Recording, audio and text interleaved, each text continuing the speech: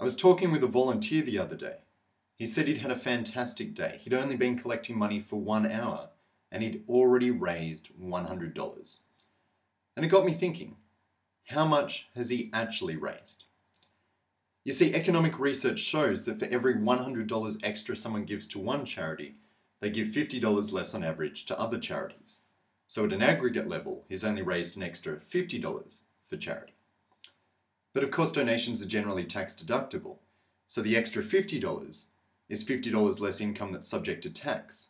And if the tax rate is, say, 30%, that's $15 less tax, less money for the government to spend on health and education.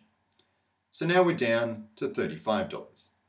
But if the man hadn't been collecting money for an hour, he could have instead been working and earning, say, $20 an hour. So the extra amount he's raised from collecting money is now only $15.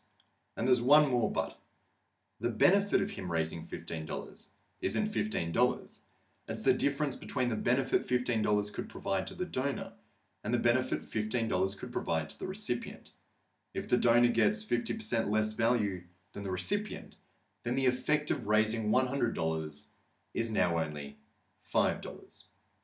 Collecting change doesn't lead to much change. It's a simple idea, but it's an idea worth spreading. Should we be demoralized by this? No. We should be inspired, because the way to achieve real impact is with our minds, not our wallets. And because of this, everyone has the capacity to achieve impact, not just the wealthy.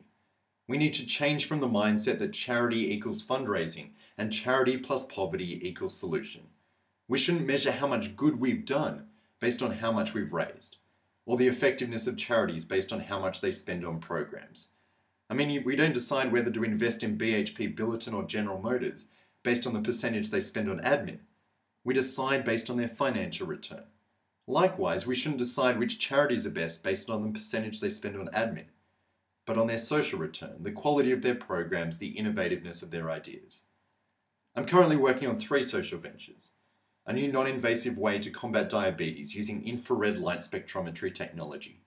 A new way to provide insurance to vulnerable people in developing countries by using mobile banking and a Kiva-like platform.